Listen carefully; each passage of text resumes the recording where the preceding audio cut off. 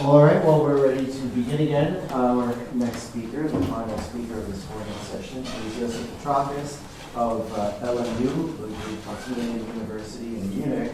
The title of his talk is either The Formalization of Bishop's Theory of Sets and Functions Revisited, or Constructive Families of Sets and Subsets. I'll leave it to you to take your pick. Thank you very much.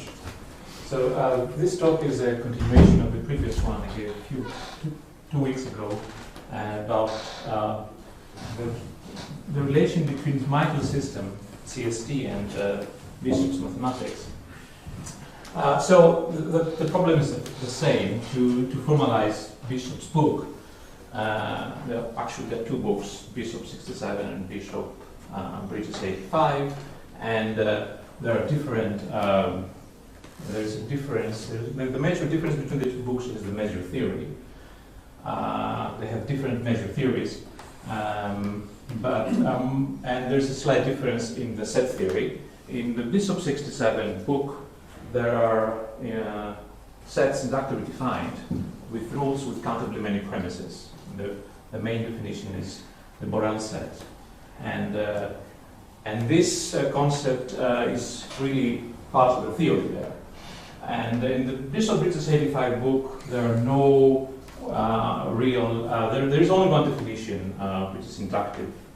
The list topology, the list function space generated by some functions from the set X to R, but the theory of function spaces is not studied. So more or less the two, apart from the inductively defined sets, the two books have the same set theory.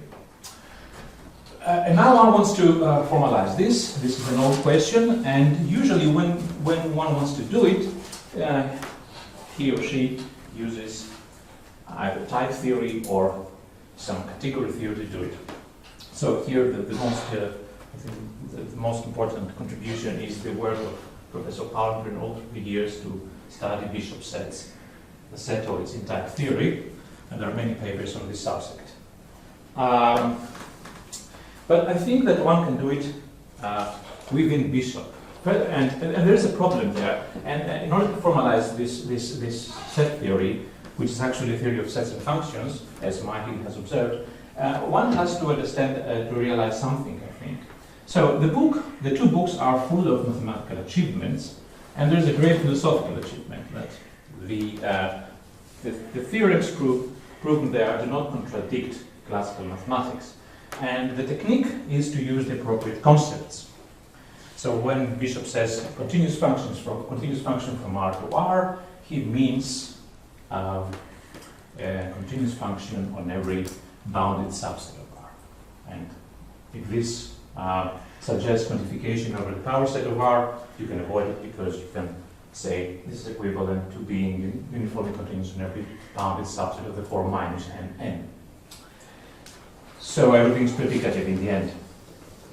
Now, there are many concepts like that, and when a starting mathematician reads the book, maybe doesn't pay attention to the details. He reads it as a classical textbook. And this is the case also in set theory. The concepts are somehow defined, but generally are used in the book in a folded way. And if one wants to formalize the corresponding concepts, he or she must unfold them. And this is crucial in order not to have misunderstandings like the one that I think I found in Michael's paper, that power set is used in the definition of measure space. So Bishop really talks about set of subsets, and also set of sets. And he does this in the case of measure space and also in the basic definition, first definition of measure theory, which is the definition of integration space. And these definitions, if you read them like that, they suggest that the power set action is used and everything is almost classical. But these concepts are defined in the smallest chapter of the book, chapter 3, in such a way that everything is constructive and there is no power set action actually used. But Bishop never speaks never speaks about the details. And he does so because if you unfold these concepts, they become very cumbersome. And it's not like Martin Left-Eye theory, but it's quite close. And because all these families that I'm going to discuss here of sets and subsets are indexed. And the main thing is that when you define functions from families to another families, or from a family to one set, now this is not a concept of function, it's not a function from a set to a set, but you define a function from a family to another family, you do that actually always with respect to the index set. And you're based eventually on functions on sets. So I will try to reconstruct briefly the necessary concepts. So we have many things. There are the chapters, let's say, of the whole thing are like that. We have first families of sets,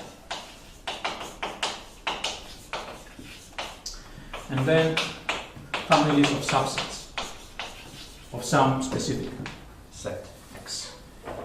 And then you can discuss specific families like quotient families,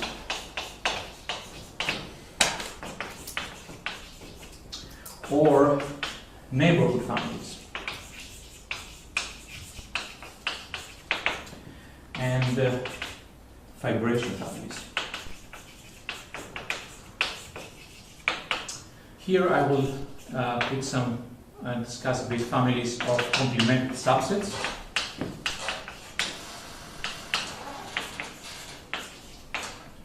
And in the end, one has families of partial functions. All these are objects, function-like objects, from a set to some other set-like object that one uses in Bishop-style mathematics when he does abstract things. So when you're doing real number analysis or some study of specific things on metric spaces, you don't need this material. And most of the analysis that has been done in the community of Bishop-style mathematics is of this kind. But when you're trying to do some abstract topology, then and you use neighborhood spaces, the neighborhood usually it's understood in its interpretations as a def, for example. But a neighborhood family is something that can be defined as concretely as here with respect to a given index set, and this means that you have to carry, you have to keep track of the indexing in all your calculations and your concepts. And but generally, if you see the papers, for example, of Shihara on neighborhood spaces, generally this is done there immediately, directly into the def, so there is nothing, this indexing story is not mentioned. And also the quotient families have been studied both from Palmgren and Shihara, from Palmgren from the point of view of type theory, and from Shihara again in the context of neighborhood spaces. But one can do it in this context directly within Bishop-style mathematics. And they behave very well with respect to Bishop with function spaces, the function theoretic approach to topology that is included in the book. Now, today I will talk about this, and then maybe I have the time to talk about the partial functions, because this family of partial functions is crucial to the definition of the integration space.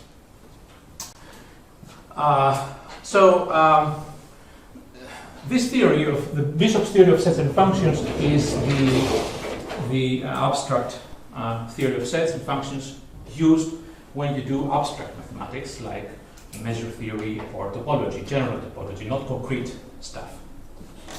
In this reconstruction, I will need two universes. The first is the universe of sets. So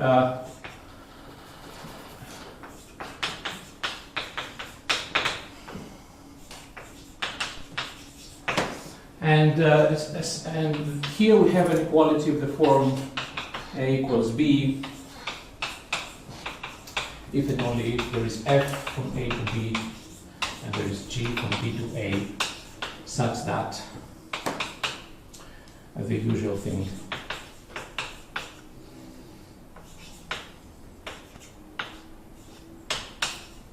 this is a pair of inverses.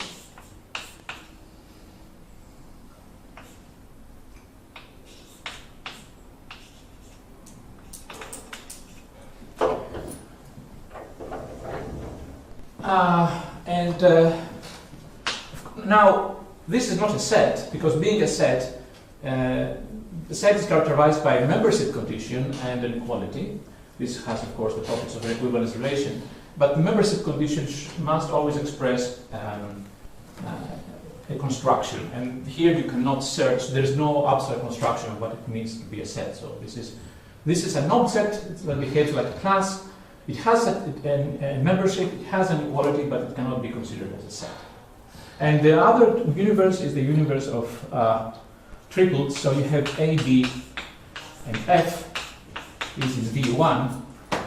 So this means that A is a set, B is a set, and F is a function from A to B. So Z is here if and only if there are A, B, and F, such that it's this triplet. So the membership in this universe is these triplets of objects, and the equality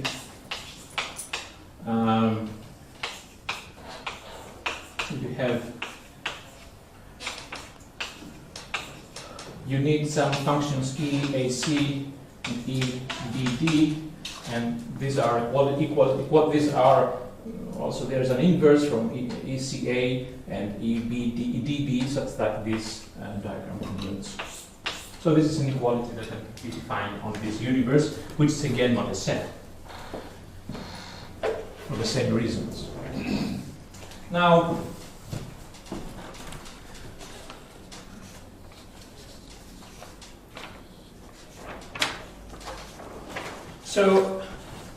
now a family of sets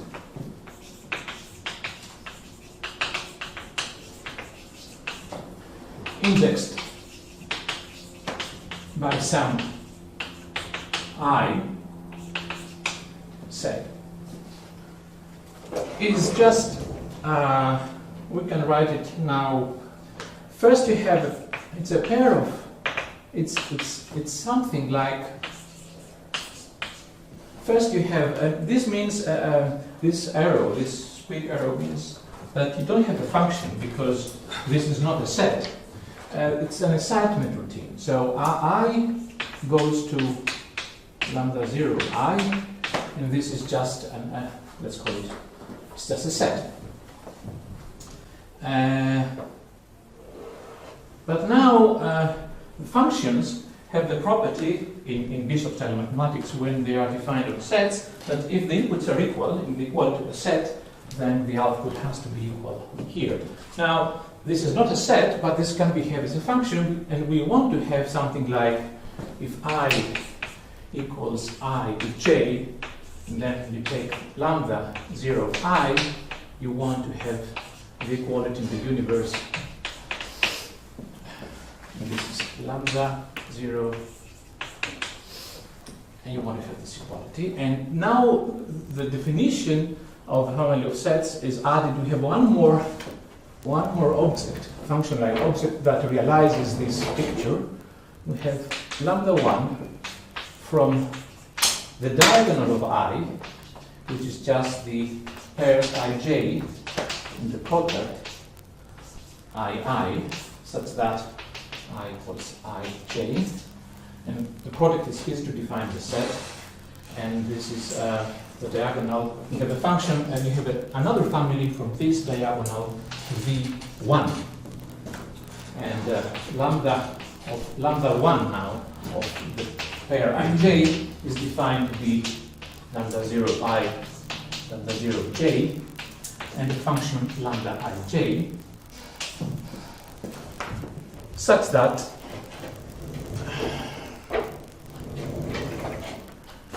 if you take the lambda 1 on I, this is by definition the identity of lambda 0 I, and if you have a pair, if you have I equals j equals k, then here is lambda 0 of I, lambda 0 of j, lambda 0 of k, and this is lambda jk, lambda ij, and you want this lambda ik to be just the composition as expected. And now one can show that actually this means that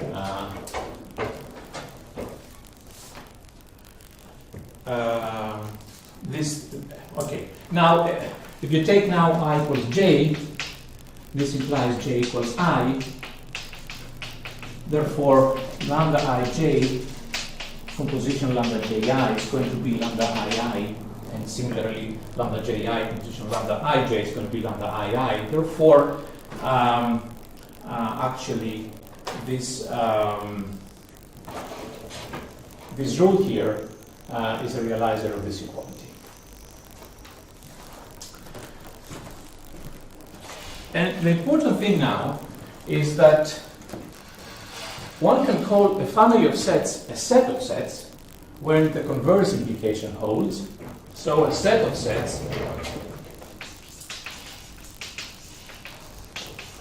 indexed by I is a family of sets indexed by I such that whenever you have lambda 0 of I equals lambda 0j, then I is equal j in I.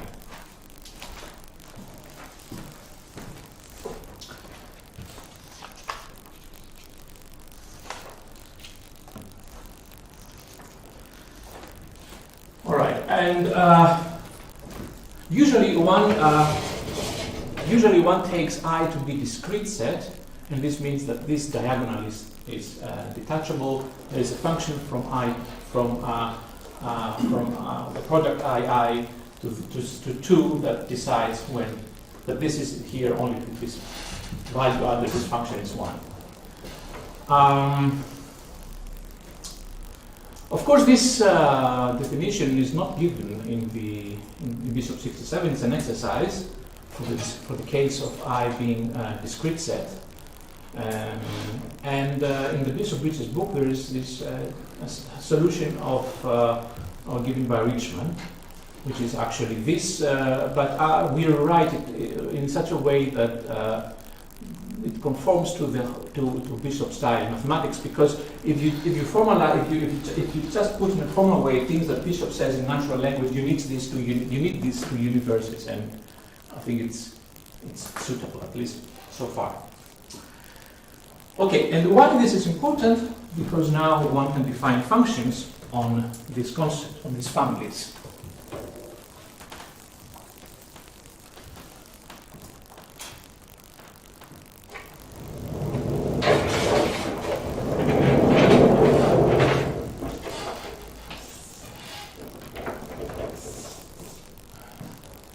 So a function now, let's say you have two families, lambda on I. You can define, of course, the set of the families on indexed by I. You can define an equality there, and the equality is related to the equality here of B1.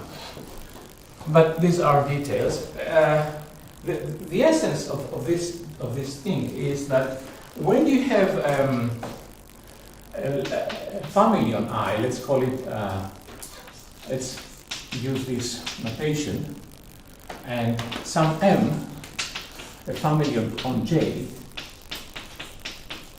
Now a function, let's say phi from lambda to m, is just an assignment routine of the form this lambda 0 of I goes to some mu 0 of J, such that equality here implies equality there. And the basic remark here is the following. If lambda is a set of sets, sorry, I'm very sorry. Oh yes, these are indexed by I. If lambda is a set of sets indexed by I, and M is any family,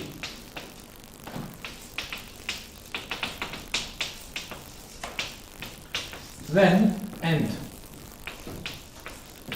phi is from a function from the index set of lambda I to the indexing set of mj, and this is a function where is unique phi star from lambda to m, such that this diagram commutes.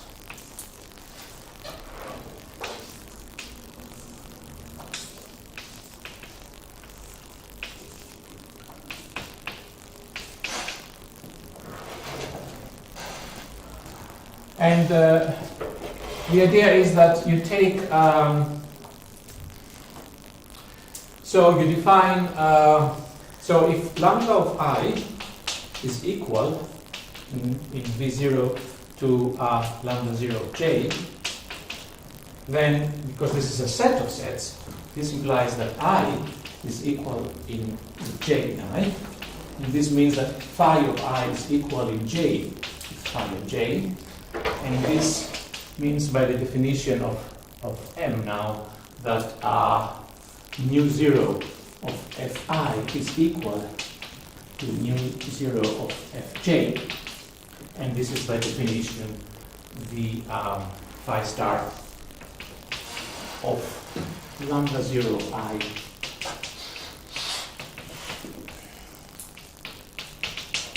And you get the property of the definition here.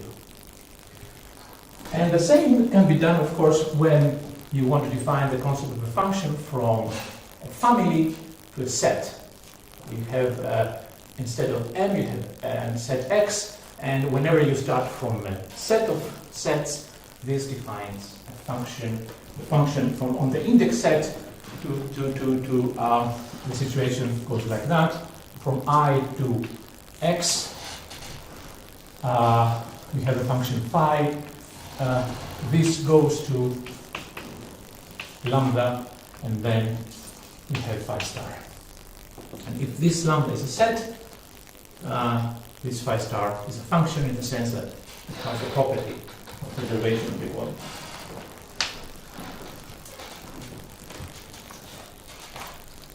And of course, you can talk about compositions and all that. And everything is so the important thing here is that, of course, the main object is the main objects are functions, and sets and functions, but what is but through this set-like and function-like objects, one can define new sets. And here we have the following definition. One can define an important set through the concept of family of sets, mainly the concept of the exterior union or the disjoint union. So you have this family, and we define Z is in the sigma in the disjoint union if and only if Z is a pair Ix, I is in I, and X is in lambda 0 by. And these are equal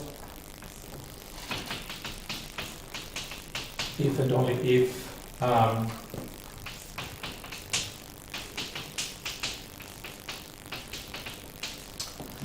the corresponding family lambda ij takes X and Y. So this is the exterior union, or the disjoint union, and of course it reminds us the sigma type in type theory. All these are, of course, interrelated, and I asked Fred Richman if he had in mind the type theoretic approach, and he told me no, I had the categorical approach, because actually this is just functories. The factorial properties are also So we have categorical and type theoretic properties, notions that can be automatically be formulated in the concept of Bishop sets and functions. You need this concept in order to define the product of these sets, which is a set of functions from the index set to the sigma type to the sigma set to the exterior union. And if, for example, I is the natural numbers, you can talk about the countable product of sets. And at some point in the theory of metric spaces, in chapter 4 of Bishop Bridges' book, we see the definition of the countable product of metric spaces, and this requires this concept. So if one wants to formalize even the theory of chapter 4, one needs to start with this concepts. One needs to, that's why the chapter 3 is before chapter 4. But Bishop never says that this explicitly.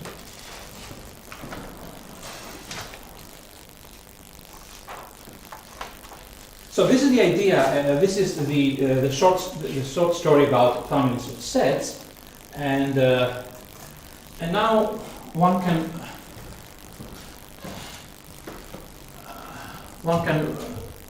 do a similar treatment of the families of subsets. So I need to tell you, to remind you what a subset is. A subset is not given by separation. It has this categorical, let's say, the definition of categorical filling. It is just a set with an embedding from the set to the original set. So we start from the set X, and if you have another set A and an embedding, then you say that this is in P of X, and this is just a function from A to X. And embedding means that not only I have A equals A prime implies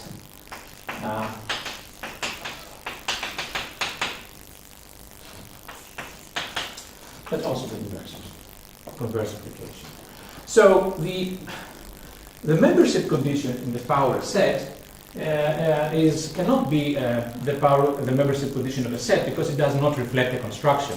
It says take an arbitrary set, find an embedding, and then this constitutes, and then you have found an element here. The equality is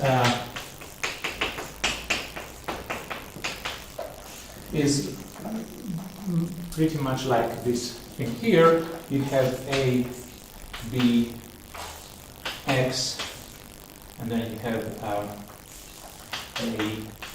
So this is the embeddings in these two functions such that this happens.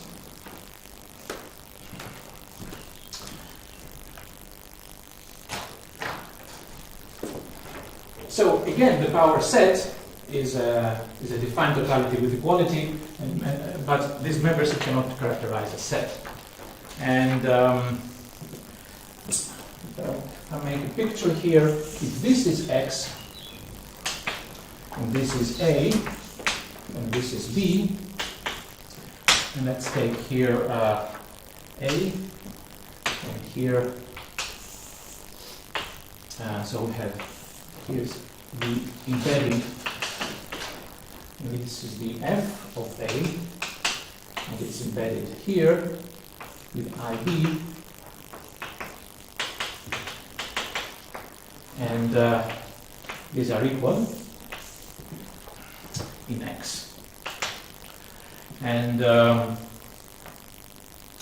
now if you take G of F of A here, actually you can show that actually we have a path from G of F of A to A. So using the properties here. So this picture shows actually that if you treat the subset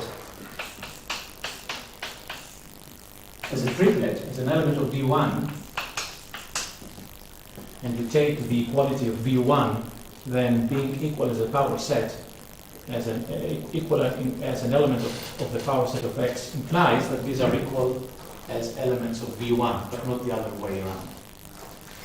So there are so the connection between the internal and the external is not the internal way generally is stronger. So these are the subsets, and now one can define the union of subsets and all the other operations, and one can define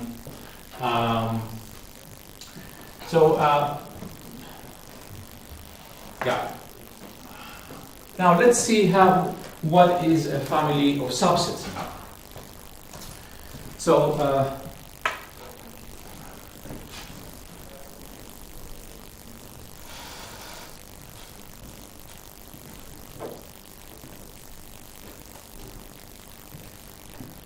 a family of subsets, we have again indexed by I. We have I set. We have lambda 0 from I to V0 and lambda 1 from I to V1, and lambda 1 of I is lambda 0 of I, X, and this EI, and EI is the embedding of lambda 0 I X.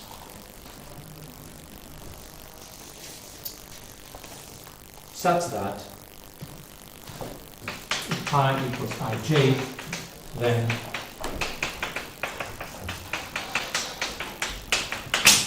the two subsets are equal with respect to this equality of the power set.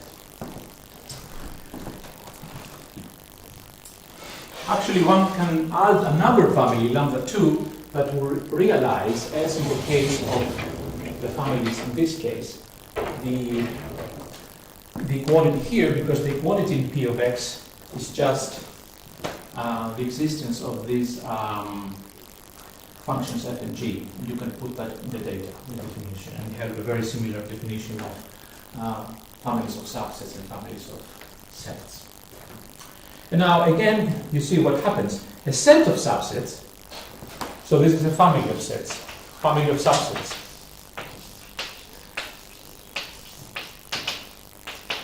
A set of subsets is something, it's a family plus the converse implication.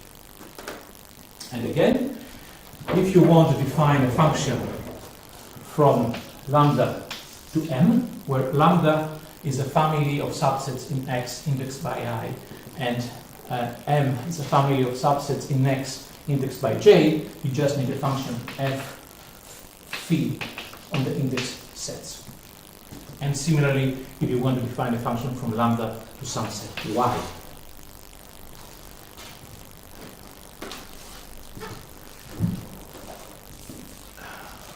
Okay. And again, you can define the union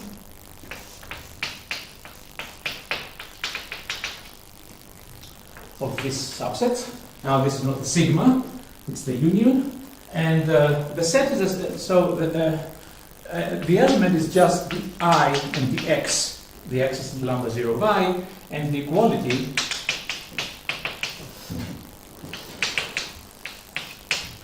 is just EI of X equals Y. What are these now? Equals EX EJ. So EI equals X EJ of Y. So the equality now is internal.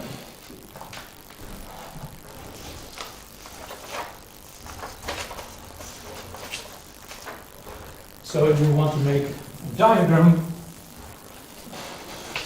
and this is X, and this is AI, and this is AJ, and this is X, and this is Y, This is EI, this is EJ, and these are EI of X, and this is EJ of Y, and this is the equality here in X. And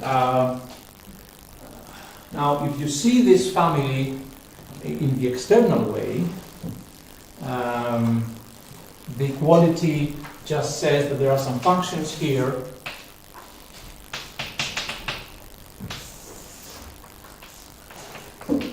so this is somewhere here, and this is equal to this is somewhere here and equal to this, but you cannot, so the two sets are the same as sets.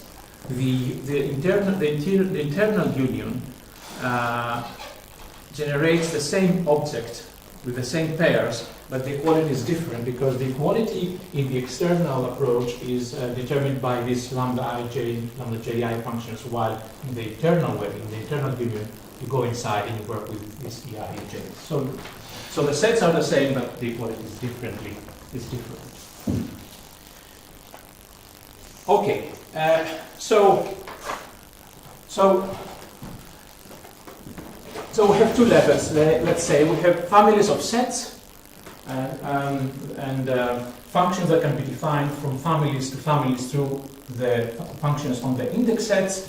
And similarly, we have families of subsets and functions between families and families, or families and sets defined through the index sets. And there is a characteristic example. You take the following family. You take as set I, take a set X, take the 0, 1, this is the index set, and define delta of F to be, delta from F of X2 to pi of X. Delta of F is all the X such that F of X equals 1. So the fiber of F over 1. And this family is the family of detachable subsets. And Bishop defines the complement of detachable subset from delta F, you go to delta of 1 minus F. And this is the function, so he defines a function compl. First, on the index set, F goes to 1 minus F, and then it extends this function to the whole family of delta of detachable sets by this method. And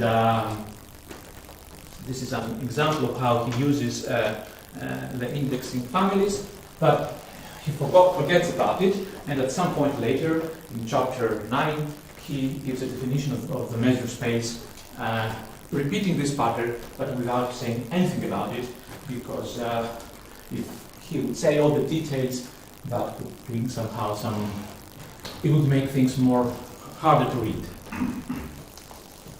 So let me say now what I mean with this.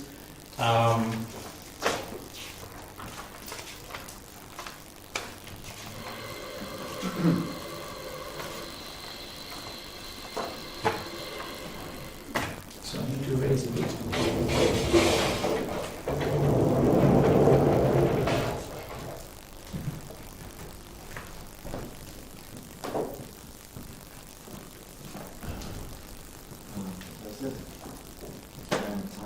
Okay, so one more diagram that I've done. So the definition of measure space is a function, you have a set of subsets of complemented subsets. Let's forget what a complemented subset is. If you want to formalize it in this V0, V1, you need to do some writing, but the idea is that you have a family lambda. So lambda I is lambda 0I is a subset, and the idea is that you want to define the measure, and you want to have these lambda 0i's have some properties. They're complemented subsets, and I postpone the details now. No time for that. But the idea is now that one defines the notion of measure on this family by having first a function m from I to R, and then extend it to the whole family M to R in this way. And this is exactly the application of the simple observation here. And this is this he calls it in the definition. Bishop says let M be a set of subsets. And if you don't keep track of what he means, you think that he uses the power set axiom, and that's what Michael thought.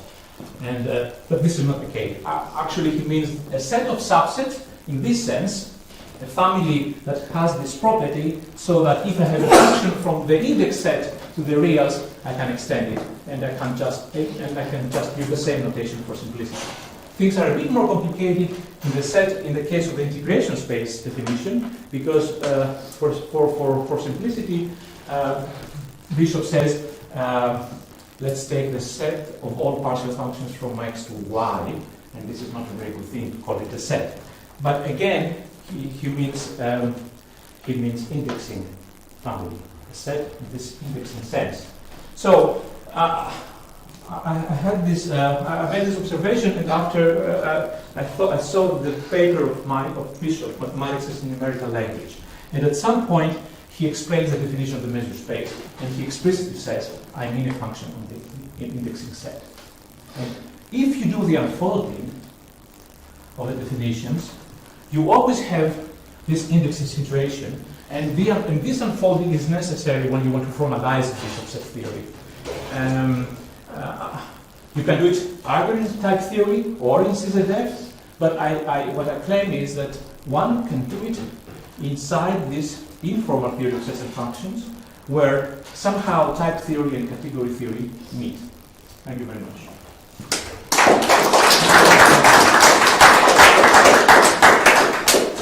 Well, we're sort of at the end of time, but perhaps there is a pressing question or so. It's more pressing comment. I would say that homotopy type theory would have a lot to offer in the spirit of this. But because it's also somehow the definitions and the properties are reversed, and because you define the equality all the time in the proper way so that good things happen. And in homotopy type theory you would just use the identity type, but since everything is set up so nicely with the notion of set, so this awareness for how big is the number of proofs of something, you would get out most of your defining properties as properties. Yes, of course there are many connections, and with marginal left type theory, and with the sets in the homotopy, the levels, and the set objects in the hierarchy in homotopy type theory. But here equality is treated in a very natural way, and marginal left type theory, especially in the intentional part, has the unexpected feature of this infinity groupoid structure that arrives. This is very good from one point of view, but it's also curious from a standard mathematical point of view. Here everything is standard. And I appreciate type theory and this internal structure that appears, but also I find it interesting to explore this approach to sets and functions, which of course appeared many years ago, and it somehow is forgotten in the sense that we understand it all the time through translating it somewhere else. And my message is that we may not need to translate it, just study it first and then see how we can formalize it. But of course, inspiration comes from everywhere, and especially the type theoretic interpretation of setoids is full of inspiration about these things. But my motivation is, let me see what kind of objects and properties we need for the theories that are developed quite fully in Bishop Simon. It's a different motivation. Okay, well, thank you again.